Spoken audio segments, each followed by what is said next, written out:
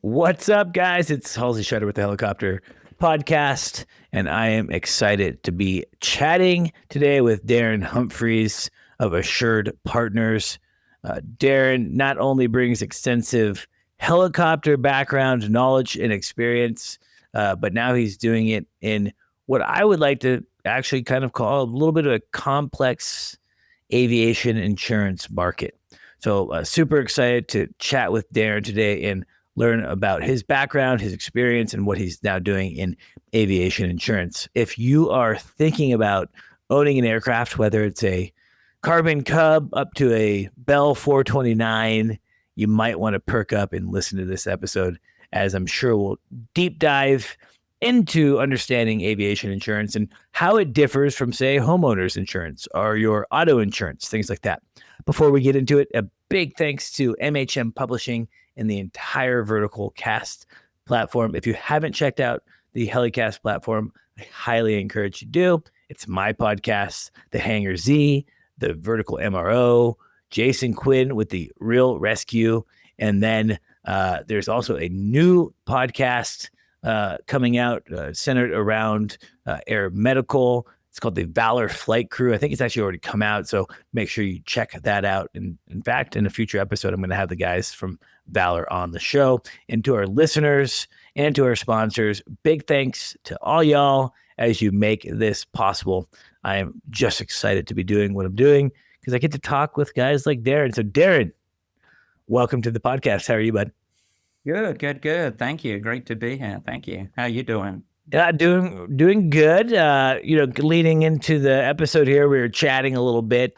I welcomed my daughter recently, which I've been talking about on my recent podcast. So I'm sure my listeners are tired of hearing that, but I'm a proud father. And I'm doing pretty good. Last night was a good sleep night, which was nice. It's a nice treat. I love my daughter, but she's not a great night sleeper. And so, if we can get 3 or 4 hour stretches, it's feels like gold. So we're having a good time. One of the things that you were telling me before the show is kind of funny is, you're constantly as a parent responsible for the child, right? It's either you or your partner. And you were telling a funny story about it sounds like a daycare mishap. Tell me about that and kind of how that all happened and how that plays into helicopters.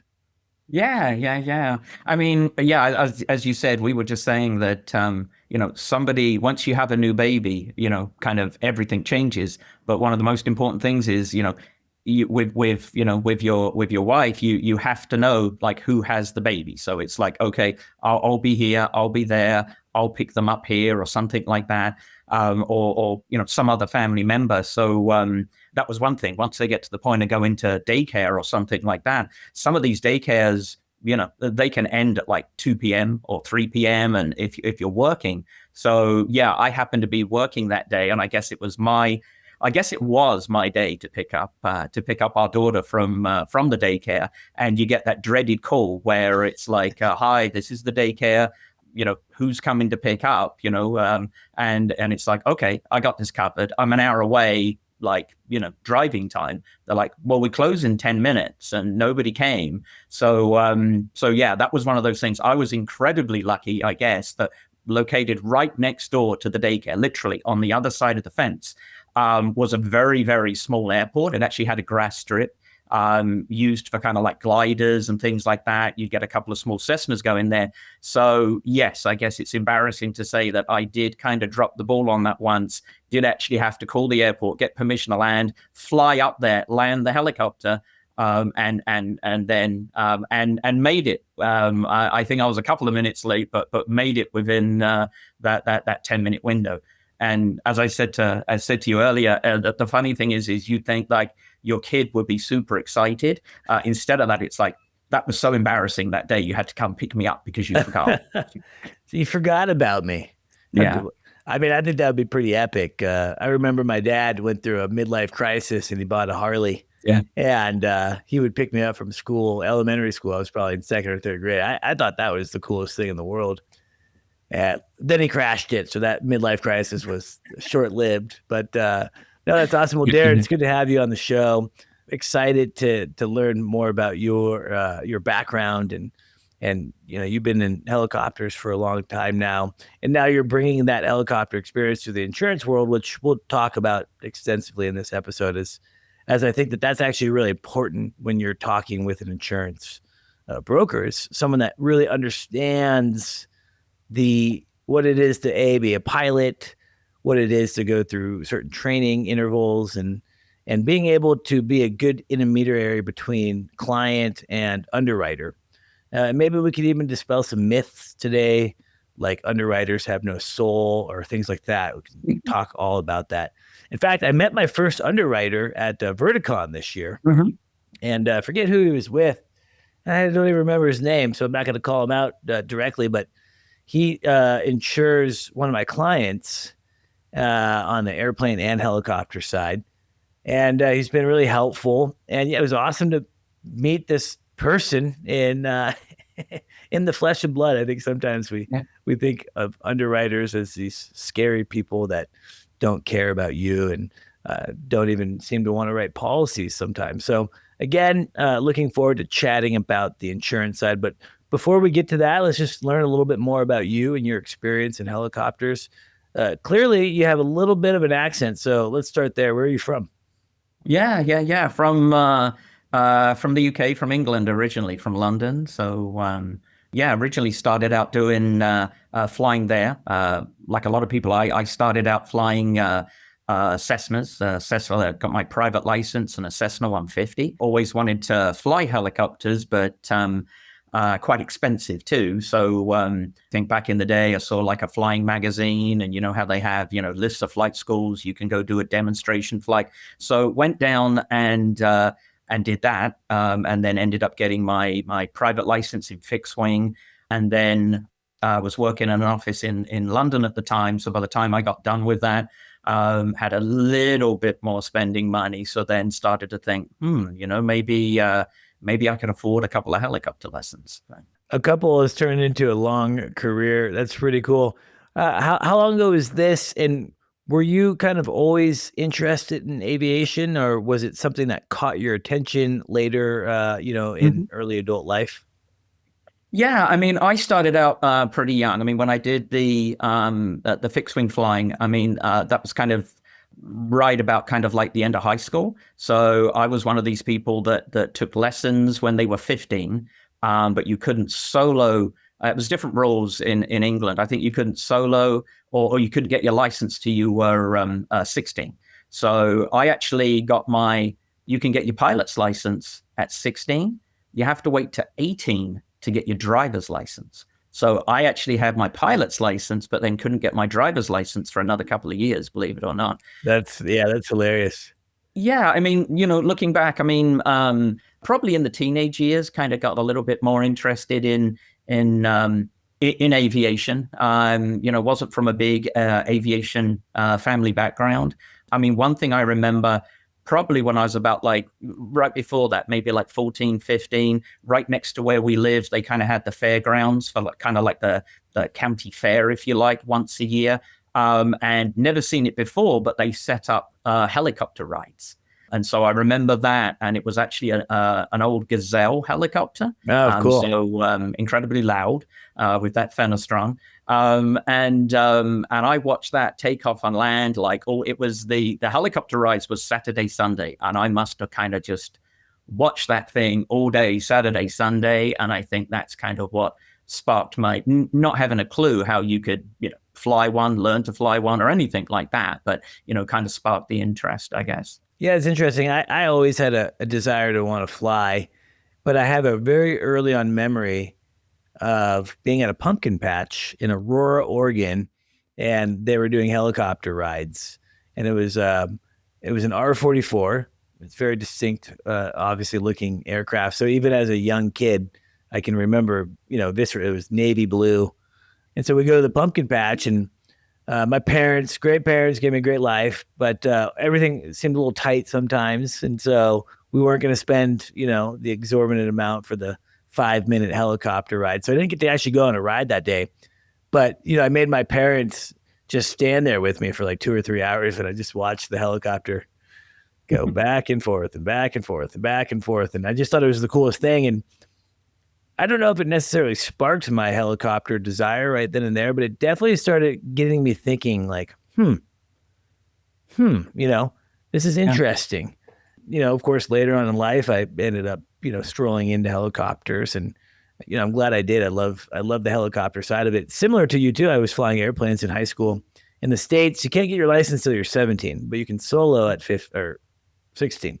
So I didn't have my license on my 16th birthday, like it sounds like you might have, but I did solo on my 16th birthday in the morning, early morning.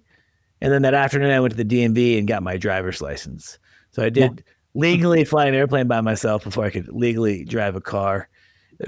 I look back at that experience and it was awesome. It's also terrifying to think that 15-year-old Halsey was flying around in airplanes. I remember flying over my hometown and pulling out my flip phone, sticking it between my earmuff and calling my friends and telling them I was flying over their house. And I'm sure I was probably on the edge of killing myself multiple times. What about you? Were you fairly responsible? For the most part, I was, but I look back and I shriek a little bit. Yeah. I mean, same kind of feeling, really. I mean, when you think back now to either when you first, started flying the fixed wing or first started flying the helicopters. I mean, I've even, said to, the instructors of the heli, like, what possessed you to solo me at that young age, and I think it's more testimony to their training and where they are, knowing where you are and stuff like that, because you're really like, not sure. But I mean, similar thing on the fixed wing flying. I mean, I think I was, certainly wasn't a daredevil pilot or anything like that. I mean, I soloed, you do, with quite low hours and stuff like that. So I guess, as much as you enjoyed it, you were always just that little bit apprehensive. And I think that probably grounded you there a bit too, so it didn't take much to make you realize you still got a lot to learn, even though you've got this newly minted license. So. Oh yeah, totally. I remember a couple of times. First off, it's also kind of freaky to think in the airplane. My instructor, and I don't know if this is common practice or not. I didn't go to like a big flight school. I was flying around in a 1946 Aranca Champ, and he would be like, "All right, yeah, go out and go do some maneuvers and then come back." And so I was doing power on stalls, power off stalls, teep turns. I was doing it all by myself. Wow. As a solo student. And luckily it worked out. I remember one time I was coming back. I'd flown over my hometown. That was like one of my favorite things to do. I thought that was just cooler than sliced bread. And I was using, this is a 1946 Champ. I mean, there's no avionics. There's no GPS. This is long before too. I mean, this is 2004-ish, so no smartphones with ForeFlight or GPS or anything like that. So you're using a sectional, and I had done the flight ton of times, and it was kind of hazy out, and I just was, I guess, off on my positioning, and I ended up getting lost. And when I realized that I was lost, I started to freak out. Honestly, I remember being very scared. The fuel level indication was a cork with a stick on it in the front. So you're kind of watching this little thing go down. You don't really know actually how much fuel you have. And at one point it's painted red to show you that you're empty. And so I start doing the circle, right? Making sure that I don't further get lost. Yeah. And I'm freaking out. I look down and I see what I think is Malino Airport. And I'm like, well, man, if that's Malino and Lenhart, where I was learning, should be right over here. And I looked over and there it was. It was like the pearly gates. It was the best feeling I've ever had in my life of finding that. But it's just funny to think of those experiences and young Halsey, luckily didn't kill himself, but certainly crazy and so cool that you have that much experience. You've been doing this for a long time, and I think that probably parlays really well into what you're doing now. So you're from the UK. You started flying there. What brought you to the United States? And when did helicopters come from like, hey, I have an extra couple bucks, I'm going to do some lessons, to this is now my full on career and what I'm doing? Thank you to our sponsor, Robinson Helicopter Company, the choice for unrivaled safety and reliability so you can accomplish any mission with confidence. For more than half a century, Robinson has been at the forefront of the helicopter industry.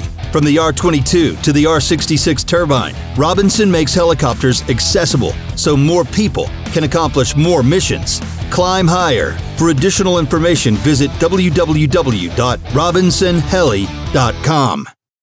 Yeah. Well, I did some like demo flights in helicopters in the R-22. Yeah, once you fly a helicopter, I mean, if that's your thing, it's completely different than flying a Cessna. I mean, you obviously you've got so much more visibility. You're flying at lower altitudes. It's kind of like being on final approach for an hour as opposed to going up to higher altitude and stuff like that. So once you kind of, you go, oh, wow, this is what I want to do. Then you kind of look around at, how you can, make this happen. So I did a few lessons and then kind of decided that, some of the training, in the US, that's an option. There's a lot of flight schools that, have overseas students and stuff like that. So I came out to California to do my private license.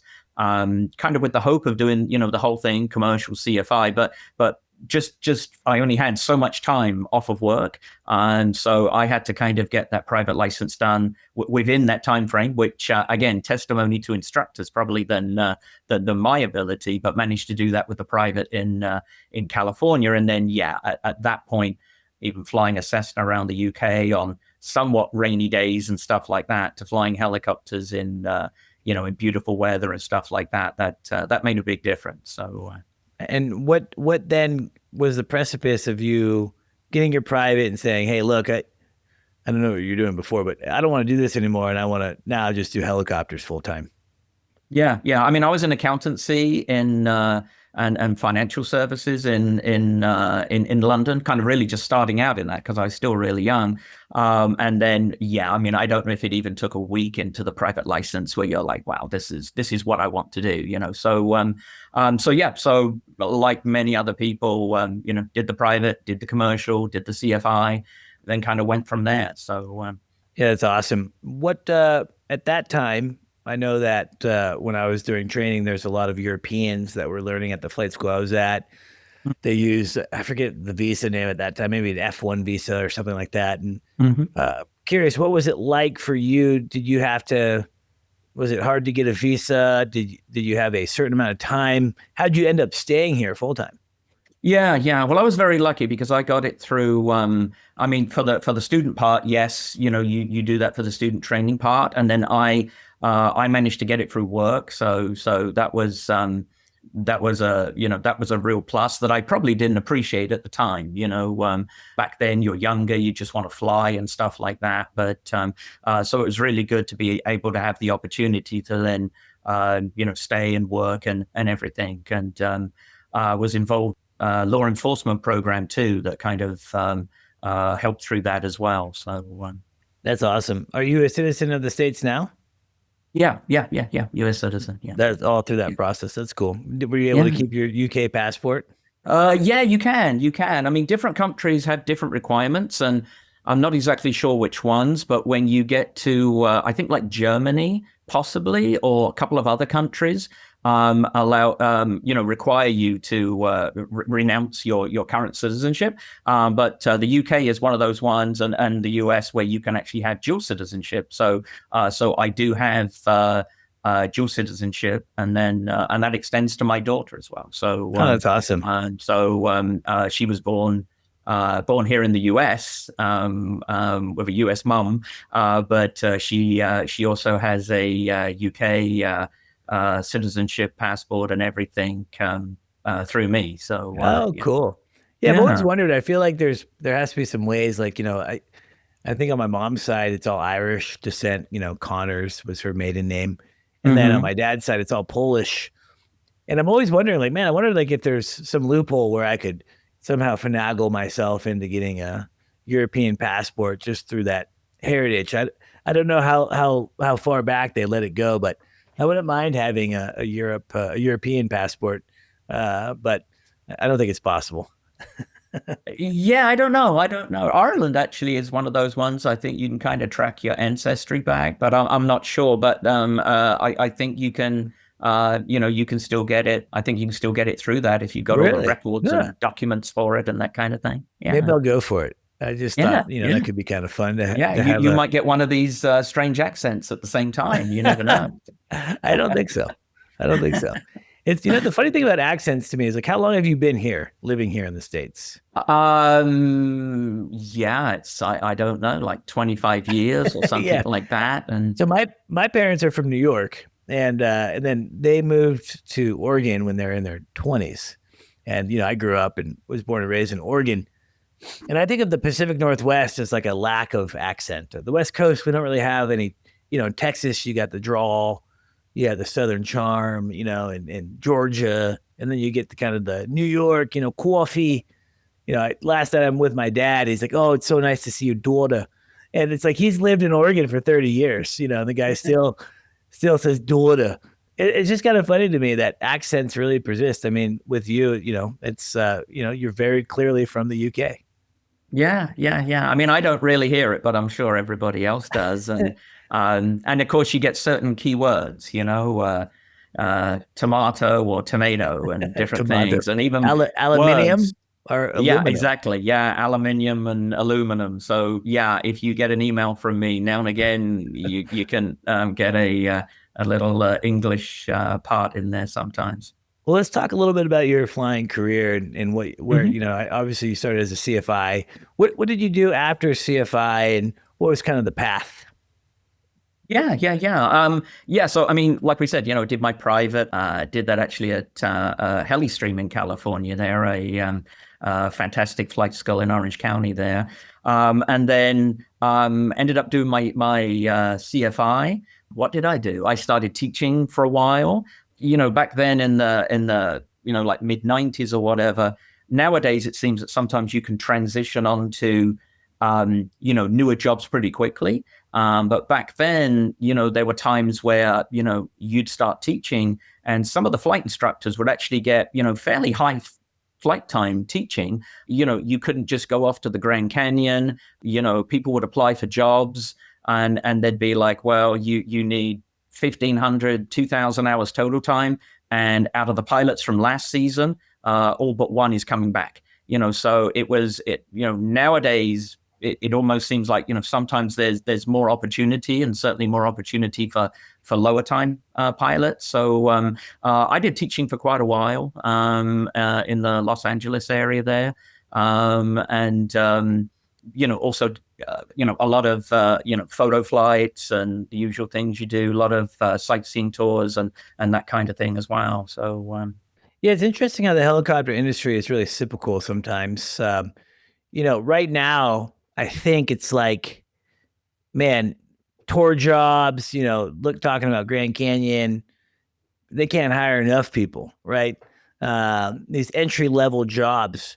Whereas there was times when I was, before I was, right when I became a flight instructor, the job market was so bad. It was so hard to get even an entry level job. So this is, I don't know, 2008, I guess, probably. So that's probably the year is obviously not a good year with all the financial crisis and everything. So I'm sure that played into it.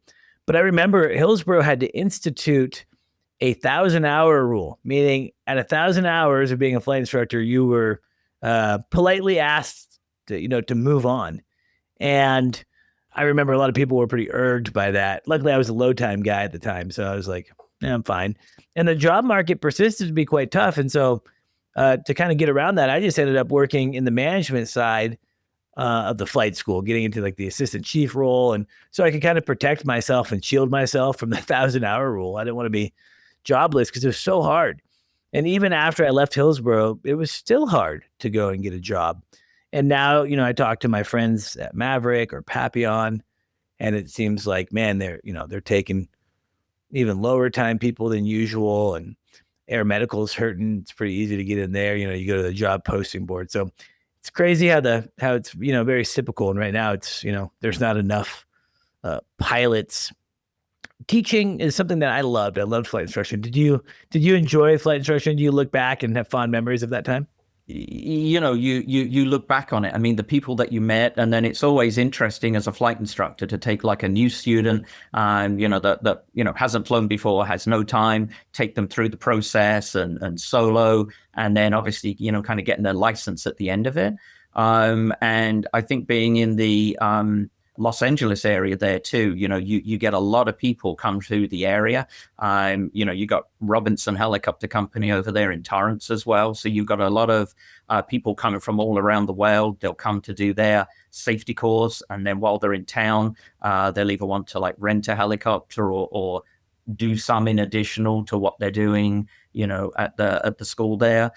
So you get to fly. So, being there, you get to meet people, in from all around the world at different stages of their flying careers. Some are brand new people. Some of people are very, very, much more experienced than you are. Students, airline pilots, taught a lot of airline pilots to fly, and and then you progress through a lot more, towards the end, a lot more airline pilots, a lot more CFI courses and stuff like that. So. Yeah, it's really cool. I loved teaching. It's the only job that you get the keys to the helicopter. You can go do kind of whatever you want, based on whatever the student needs for that day. And yeah, I'm guessing the LA area is, jam packed. It's very complicated airspace too. Is that that's a great place to learn. Does it just get really easy to operate that area after time, or because even I go down there today and I'm still kind of feel like, ugh. It's certainly a busy place. I mean, yeah, it's certainly a busy place. And I mean, you think back then, like you said, I mean, when you first started flying, we didn't have GPSs and stuff. So everything was either a sectional chart or a TCA chart back in those days. What's a TCA? And a helicopter route chart. And so, but very quickly flying around Los Angeles, you got to know the heli routes and you got to know the landmarks, and very quickly you just knew, like, based on like the ground reference, the freeway system, where the roads were, you knew that somebody's airspace started here, somebody else's airspace started there. And in the end, you just had this kind of 3D view in your mind of like where you were, and you knew certain point you cannot cross that freeway unless you're already talking to LAX. You can't go down here unless you're talking to Long Beach or something like that. So yeah, I mean, it's a fascinating place to fly in that way, and really teaches you that airspace and radio communication kind of situational awareness, like really quickly. So yeah, it's like a trial by fire. I know you eventually ended up at corporate helicopters, Ivor. When did that come about? Yeah, well, like we said, I mean, I did private commercial CFI. I mean, I had those. I mean, I also was involved in law enforcement flying too. So before I went down to corporate, while I was, I managed a flight school in Long Beach at the same time. As flying for a police agency there in the East Los Angeles area. So I did that for quite a while. And then I knew Ivor. A lot of people know Ivor Shire at Corporate Helicopters. Had met him several times at different events. I think we originally met maybe at a World Cup soccer final that was in Pasadena, I think. How European of you guys? Yeah, there you go. They had a temporary helipad set up on the golf course next to the stadium. Cool. So they literally had it mapped out with, I don't know if it was 2 or 3 like aiming points, like landing pads where you disembark the passengers, and then they had a TFR for it, so you could only be in the airspace, be around it. If you were operating for that, you had to go to the ground school thing and know what the routes were. And then if you were leaving, you just left, or if you were staying to then pick up your passengers after the game, they had you hover off, they marshaled you off to the side, and everybody parked there. So but it was a hot day, sunny day. There is like, you've got your helicopter, you're in the middle of a golf course. There's like no shade at all. Yeah. So the way we lined up, you could try and get a little bit of shade and just sit next to your helicopter in this like little bit of shade. So the little bit of shade that you have, I remember Ivor coming over, and he didn't have as much shade as some other people for the direction he parked. So he said, "Hey, can I?" Yeah, I don't know if he really wanted to meet me or if he just wanted to get out of the sun. But that was kind of like a first encounter with Ivor there. That's funny. I've been talking with Ivor for probably 6 years. I've had a lot of phone conversations. I think we purchased a couple aircraft from Ivor. I have no idea what Ivor looks like. Never seen him in person. I could not point him out on in a mugshot lineup. So it's just funny to me. It's someone that I feel like him and I know each other well, right? We have like, conversations that would make it seem like we have a good relationship at least. And then you don't even know what the guy looks like. And I'm always trying to catch up with him at, say, Heli Expo or now Verticon. And maybe one of these days I'll actually get to see him in person. Yeah. Recently I was not so recently, about a year ago, just over a year, I was at the Robinson safety course. And in fact, if you haven't seen my video on YouTube about the Robinson R66 safety course, you can go check it out. It's on the Helicopter Podcast YouTube channel. And the instructor for that course is this French guy. He goes by G. I don't know what his last name is. You just call him G. Thick accent still. And during the class, he kept saying, this, Ivor. And I was like, Ivor? Where's Ivor? I'd look around. Ivor's not here. And it kept throwing me off. Why does he keep saying Ivor? And he was saying, however. Oh. But with his accent, it was Ivor. So he would say, the R44, the R66 is this, Ivor, this is, and so the whole, 3 days of him talking, every time he said, however, which he said a lot, it's kind of like one of his words that he used a lot. It always sounded like Ivor. And every time I was like, where's Ivor? So Ivor escapes me. I don't get to, maybe I'll never get to see him in person, but I hope I do. What was that relationship and what did you do at corporate? And I think you were there for quite a long time. Thank you to our sponsor, Metro Aviation. Metro Aviation, the world's largest family-owned aeromedical operator, offers comprehensive aircraft services with 140 plus aircraft in over 25 states. The Completion Center installs medical and law enforcement kits and avionics, serving diverse aviation needs including offshore, utility, VIP, and corporate sectors. I think probably about 10, 15 years.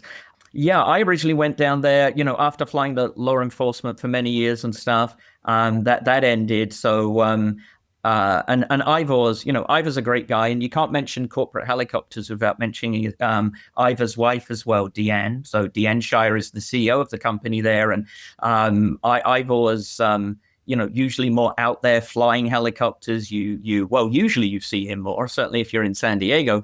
But it's definitely the team there that run and operate everything. I went down there to kind of like a couple of different parts in a way. I mean, one, they sold helicopters at the time, like a few here and there, but they wanted to organize more into, making it more organized. They just acquired their Robinson dealership. Prior to that, I mean, they were a lot more familiar operating, turbine helicopters, Jet Rangers, Long Rangers, A-Stars, even Hughes 300. So Robinsons were a little bit new to them. So I basically went down there to help them with that and help expand the aircraft sales.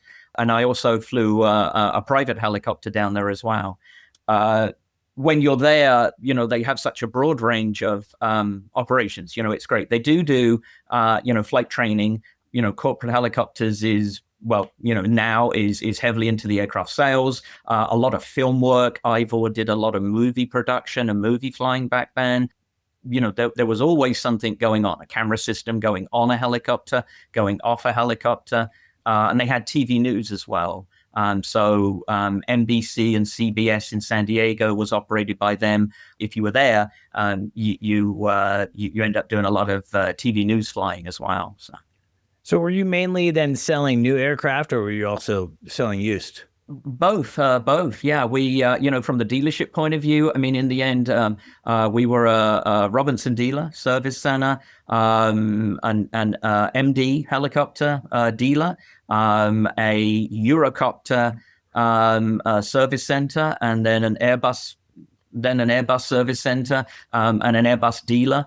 So it was a real mixture. I mean, a lot of the times, probably as you witness, you might sell the same helicopter, believe it or not, a couple of times, 2 or 3 times. Somebody will buy it, and then they'll decide they're going to move up and transition into something else, and then somebody else will buy that same helicopter.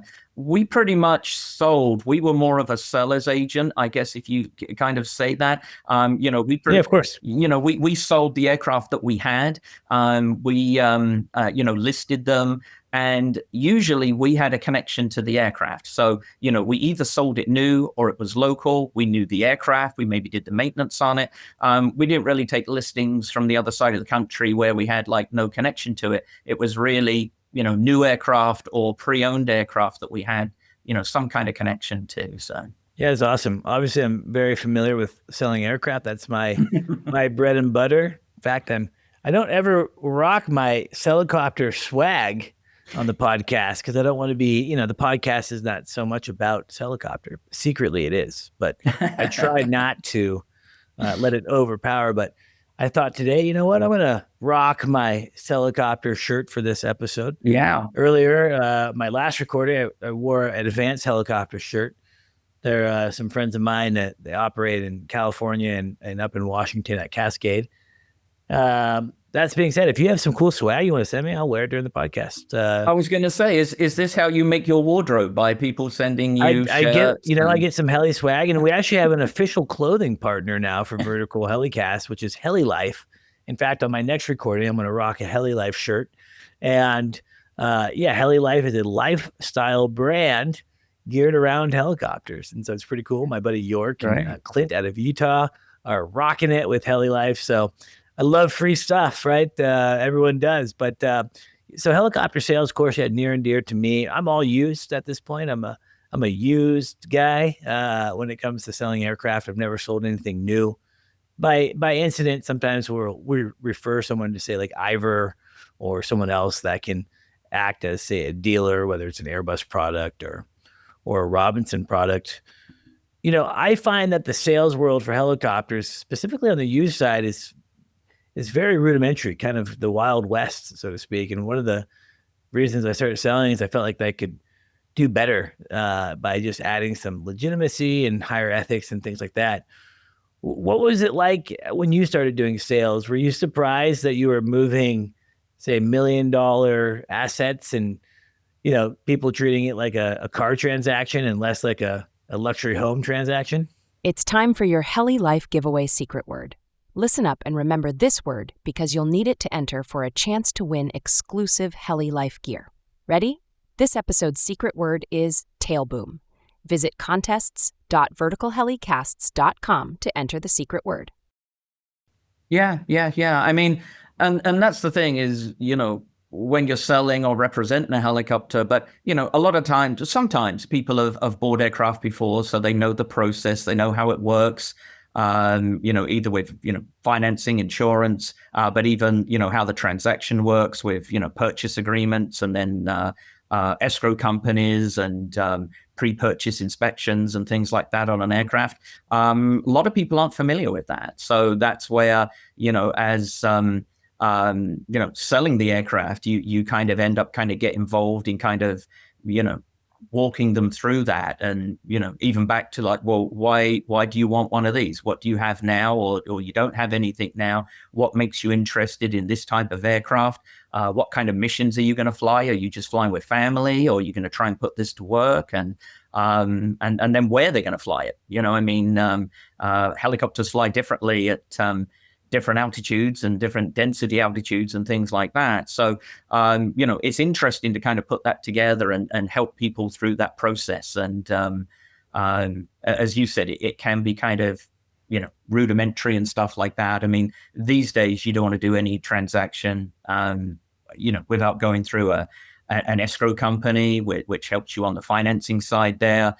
I can't think of the word now, that, they'll do background checks, they'll do title searches is what I was looking for. They'll do a title search on it, make sure there's no liens against it and all that kind of thing. So, you don't want to do anything that after you've closed, like something's been missed, either like that, either a lien on the aircraft or, make sure that they got full transparency on the, the pre-purchase inspection, and how in depth that can go and what their expectations are. And usually if you can work that and it's all up front, then, you won't have any issues on the backside. So it's better to get that all out there in the open at the beginning. That's what I found. So yeah, there's a lot of steps involved. And I think sometimes people don't necessarily realize that. Even a struggle for us sometimes just to convince someone that's buying, say, a $2 million aircraft to pay an additional, $1,500, say, to have an escrow account. We make it mandatory. We won't do a deal without an escrow service. In fact, working with a very legitimate seller right now.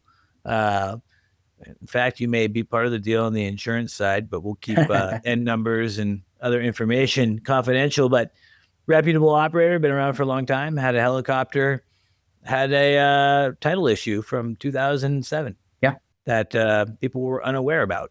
And so that was discovered through our escrow service. It was on the international registry, which I don't want to make my listeners fall asleep, so we won't explain the international registry. But the engine was enrolled, a security was not properly discharged from like 2007 timeframe. And so again, per the way that works, that person doesn't actually own the engine, right? Until that's released on that piece of paper. So, having a title service and going through that and making sure that all the due diligence is done properly, I think that's, kind of been our, bread and butter. I think sometimes sellers, especially if we're on the acquisition side, like we are for this particular one, I can exhaust the seller. I have to be kind of careful because I want thorough due diligence. I want to make sure that when my client picks up the aircraft that, relatively they're going to have nice ownership of it. The helicopter will break. That's undoubtable. Helicopters do break and you can't catch everything on a pre-buy, but we want to be as thorough as possible. But ultimately it's cool. I think selling helicopters for someone like you or me is such a neat way to be involved in the helicopter industry, but do it from a different perspective than being a pilot. Love being a pilot.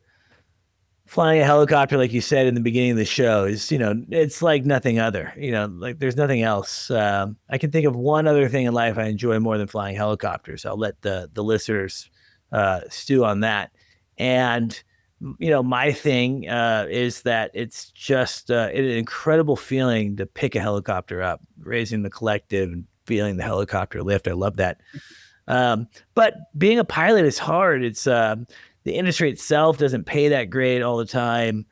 You kind of have to work for crappy operators sometime. And so I love being my own boss. I love having my own business, and I love still being involved in helicopters. It's so neat to be in this niche. And I think that's cool that you and I share that.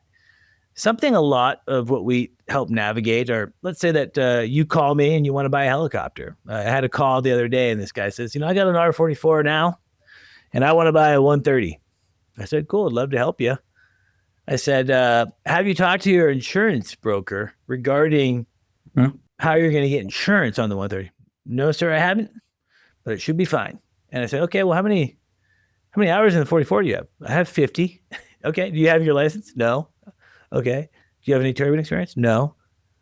I'm starting to think, I think this could be challenging, right? So one of the first things that I always talk about on an acquisition is, have you talked to the insurance broker? Because aviation insurance, specifically on the helicopter side, can be hard to navigate. It can be very expensive.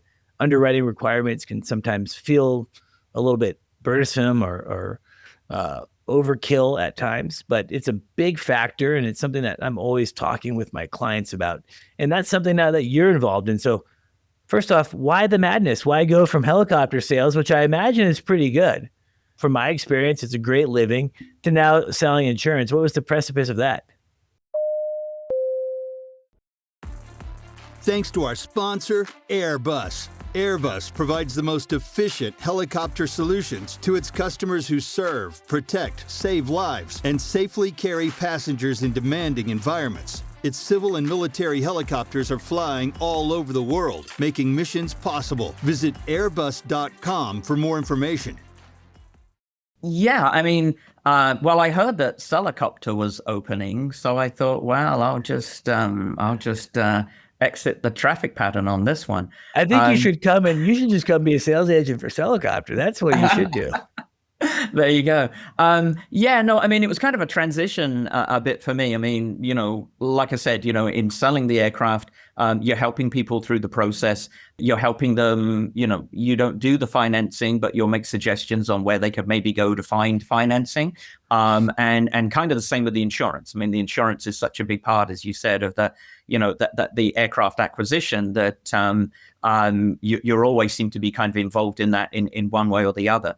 I got into the insurance through was actually the broker in San Diego in dealing so much in trying to ask questions and, hey, this guy's buying this helicopter, like you said, he only has this, he does that. So working very, very closely with that broker, it just kind of came up at some point. It's like, hey, if you want to kind of help out with this and maybe even kind of, do it part-time. I did my licensing, insurance brokers we're state licensed. And so whatever state you reside in, you do have to have a state property and casualty license to be an aviation insurance broker. And then, from there, a lot of my initial dealings was kind of like in the same way of helping aircraft owners. So more from kind of like the transactional point of view from people looking at buying or selling an aircraft. So that's kind of how I transitioned into it. So it's more kind of like part-time originally, and that's I don't know, like 15, almost like 20 years ago. So did that. And then the aircraft sales, is great. Like you said, it's great. It's fun. You do a lot. When we kind of hit that slowdown, like in a little bit of a recession thing, a lot of it kind of slowed down. A lot of the US buyers stopped buying. And to be honest with you, anybody that experienced it back then, if you were selling if you were selling houses that were cemented into the ground, you really would have been sunk, when the recession kind of hit there. But with aircraft being aircraft, a lot of these aircraft sold, but they did sell to overseas buyers, Brazil in particular. I'm sure you remember that time, Halsey, when a lot of everything went to Fort Lauderdale and basically kind of turned right, So a lot of aircraft and helicopters in particular were sold to South America and other parts of the world. So. It's very difficult. Being a business owner specific to the space of aircraft sales, it's like when you're in a slowdown, you feel it, but things kind of keep going. It's like it kind of teases you and like, okay, I can do this, and then, things change. Right now, the bonus depreciation coming back is going to be a big deal for aviation sales. So, I'm excited to have a bit of a boom. It's been slow, right? The economy has been sluggish now for a few years, and so much uncertainty, so much unrest. So yeah, I definitely get that. It's tough.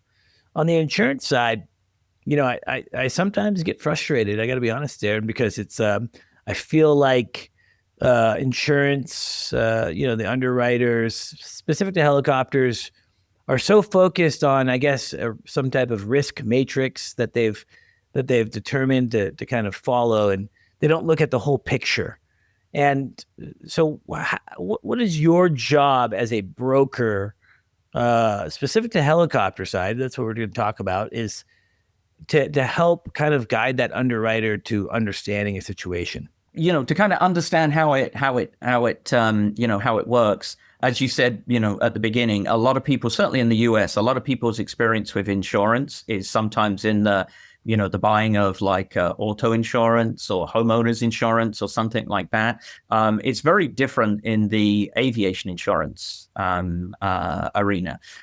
You have insurance companies that will actually, quote the risk.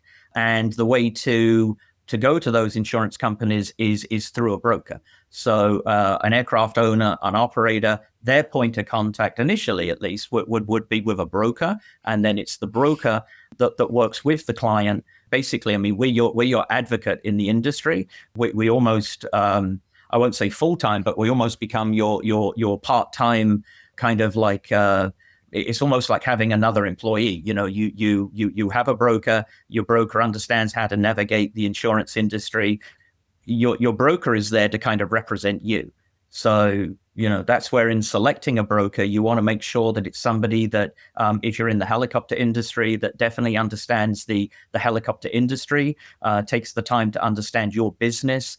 Are you a flight school? Are you a utility company? What kind of operations do you do? Where are you operating? And really know as much about that business as the owner does, in a way. And then it's our job to go out and then represent that to the insurance companies, and the underwriters work at the insurance companies and represent, those clients and help them navigate that, the whole insurance and risk management industry. You mentioned underwriters earlier, and we're going to have to get you to meet a few more underwriters. I'm scared. It's no. It's funny. It's like just in the same way with the aircraft sales, and I think everybody kind of understands maybe what the role a broker, or an agent kind of provides in the aircraft transaction. If you finance an aircraft, you pretty much understand how financing works, and you've maybe got to qualify for it, and what you have to present in order to to be approved for aircraft financing. People say, well, why are there brokers? Why don't I just go to the insurance company directly? That's a common question. But when you look at these insurance companies, aviation insurance is such, a huge risk. I mean, the cost of these assets, I mean, anything from a Cessna 172 up to, a business jet, a helicopter, up to an airliner. I mean, the cost of these assets, you realize that with the insurance companies, a lot of these, some of the insurance companies, are fairly large, but their actual, the aviation division is actually quite small. And so you realize that the team of underwriters, the team of people that are working in the aviation division of the insurance companies, they wouldn't have time to then, deal with several inquiries on the same aircraft. There's a lot of services that the brokers provide behind the scenes. People initially think, well, my broker is just going out once a year or is just getting me a quote on this. But there's a lot of account management. The broker is there all year with you. Usually a policy is an annual policy. And your broker is there, all year. If there's changes to the policy, if there's certificates that need to be issued. So your broker is kind of helping in that whole scenario of kind of like directing you through that process. Recently, you and I talked because we have a mutual client. We're going through the acquisition right now, and then I think he's going to then, use you for insurance. And, I thought it was a good conversation because we were game planning on the best time to present him to the underwriting, because there's a lease back situation and insurance isn't necessary for a little bit. He's going to be doing extra training. So should we go after the training? So it was really fun to collaborate with you and have that conversation. If I'm someone that's owns, say, an R44, this is a very common scenario, and I want to get into an R66, a turbine aircraft, or I want to get into a 206 or a 407 or a 130. I got a private certificate, R44, a couple hundred hours. What are the best things that I can do to prepare myself to navigate the getting insurance? What can I expect for some underwriting requirements? What can I do prior to going to you and getting insurance for the aircraft? What are things I can do to set up for success? I mean, and that's pretty common. I mean, there's definitely certain steps, when you first acquire, an aircraft, maybe a smaller one, like you mentioned, maybe an R22, an R44, something like that. And it's the same on the fixed wing side too. Usually people in helicopters will at least have a private pilot's license by the time they buy an aircraft. On fixed wing, it's not unusual for people to still have a student pilot's license when they acquire maybe a Cessna 172 or a Cherokee 140, and then they actually want to learn to fly on that aircraft. But there's definitely certain steps. So, like your experience counts, obviously. So your total time, so your total time flying helicopters could be, if you're a fixed wing pilot, could be your total time overall, your total time flying helicopters, and then definitely your total time in make and model. So when you buy a new aircraft, that's where that can kind of get you, because you may have time in the aircraft you're already flying. You maybe have 300-400 hours, 600-800 hours. But then it's like, okay, how many hours do you have in this new make and model that you're going to buy? As you said, if it's now a H-130 or a Jet Ranger or a Long Ranger, something like that. And that's where, trying to position yourself, it's pretty standard for underwriting to ask for some kind of training, usually a factory school. So they'll want you to have achieved, initial training. And then sometimes, depending on your amount of hours, they'll want you to do recurrent training, like once a year. Sometimes, depending on the aircraft, depending on the cost of the aircraft, they might require you to fly with a safety pilot. They might say, okay, this is fine, but, you've got 1 hour, 20 minutes in this type of aircraft. We'd like to see you get, could be anything. And that's underwriting. They can set these things. They could say you need to have 10 hours with an instructor of dual before you fly as pilot in command. Could be 25 hours, could be 50 hours. So it depends. And that's just all down based to kind of like assessing the risk and what the risk would be. You said, what can people do? I mean, sometimes you can't necessarily go out and get time in that aircraft before you've bought one. I mean, that's kind of your plan, is to buy it and then get time in it. Sure. But however you can position yourself better, where, you're maybe going to have an established training program once you've acquired the aircraft. We can say, okay, this person's bought the aircraft. They're going to do 25 hours. This is the syllabus they're going to follow. This is who they're going to do it with. They're going to do factory school. And if you can present it sometimes in that way, you're just trying to compensate for the fact that they probably have low time in make and model initially. So. Yeah, I mean, what I would encourage people, if you're listening and you're wanting to buy an aircraft, whether it's an airplane or a helicopter, and maybe you have dreams of kind of starting with a entry-level aircraft on the helicopter side called an R-44, and then moving into, say, an R-66 or a Bell product or an Airbus product, start having those conversations early. You can have those conversations with your insurance broker like Daren. If you were smart enough to hire someone like me, to help you acquire an aircraft, then you can talk to someone like me, because you can start game planning. So like the other day, Daren and I were talking about this particular client. His insurance need isn't for a couple months. And between now and then, he's going to go and do a grip of training and get a ton more recent flight experience, which is really kind of his kryptonite right now, is this recency. And so Daren and I had a plan in place, kind of an outline of, okay, well, this is when we're actually going to go and approach the underwriter on getting this policy enacted. And so having that strategy and then knowing up front what you need is super important. So you might own an R-44 now. You have aspirations of getting the 66. Well, Daren might tell you, hey, you know what? Go to the safety course. Go to some local flight school that has an R-66. Get the 3 hours that's required to go and attend the safety course. Go to the safety course. It's fun. It's great. You get to meet new people. You get to fly with the Robinson factory instructor. You become more familiar with the aircraft, and now you have recent operating experience and factory school at, I don't know what it costs. It's a few $1,000s. It's really cheap, right? So now, boom, you go to the underwriter with that certificate, that time. That's a big difference than, say, no time at all and not having that certificate. And Daren or myself or someone that's in the industry and understands it, they can help give you that kind of guidance. Oh, hey, you want to fly a 407 sometime after you have the 44? Well, let's get you a ton of 44 total time. Then let's get you into a 407. Let's go find a place where we can get you 10 hours. If you can afford to buy a 407, you can certainly afford to go and do some training in a 407. So we're always helping clients understand that. I'm guessing that's a big part of what you do there at Assured Partners. We are wrapping up on time, which is crazy. It's always a good conversation when you look at the clock and it's already been an hour. How can people reach out if I'm an aircraft owner and I'm thinking about getting insurance or maybe even switching? That's another thing to realize. You don't really get to shop for insurance, right? brokers and aviation insurance are long-term relationships.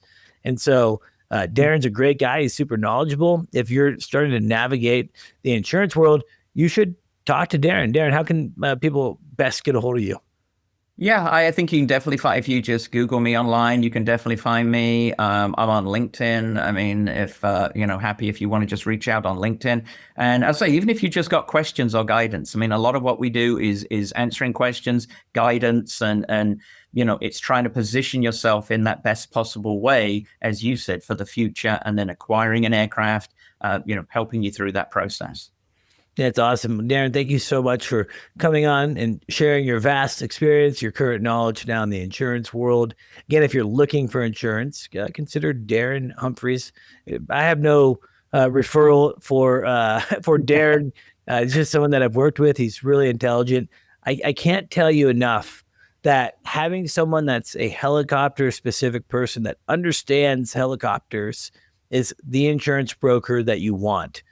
Because then they can really go and act as that intermediary between you and the underwriter, help get new training course outlines approved and things like that, and help kind of navigate what can be some bit of a complex process sometimes.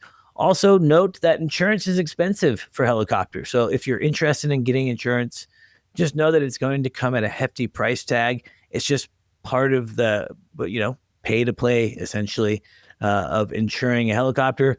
Premiums are historically paid in full as well. That can sometimes sneak up on people. They don't realize that insurance premiums for aviation are paid in full policies, unlike what you might be used to on a car insurance or something like that. I think you can finance a payment, but then again, if you have to do that, maybe you shouldn't be buying a helicopter. So just keep those things in mind. Make sure if you are looking at an aircraft, don't do it alone. Call me. Love to help you find an aircraft. Shameless pitch for Helicopter and our team. We help with a lot of acquisition. So love to talk to you about that. Daren, thank you so much for coming on the podcast. To our listeners, thank you for tuning in to Vertical Magazine, MHM Publishing, who created the HeliCASTS platform, doing awesome things, everything aircraft and helicopter content related.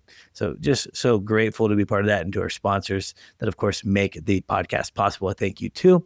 Daren, thanks again, brother. Thanks for having me. Yeah. Please stay tuned for a final word from our sponsors.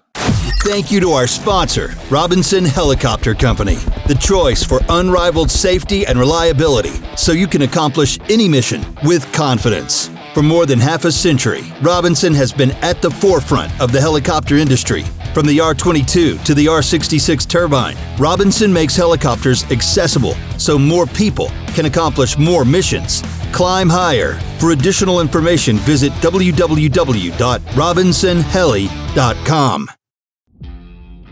Thank you to our sponsor, Metro Aviation. Metro Aviation, the world's largest family-owned aeromedical operator, offers comprehensive aircraft services with 140-plus aircraft in over 25 states. The Completion Center installs medical and law enforcement kits and avionics, serving diverse aviation needs including offshore, utility, VIP, and corporate sectors. Thanks to our sponsor, Airbus. Airbus provides the most efficient helicopter solutions to its customers who serve, protect, save lives, and safely carry passengers in demanding environments. Its civil and military helicopters are flying all over the world, making missions possible. Visit airbus.com for more information.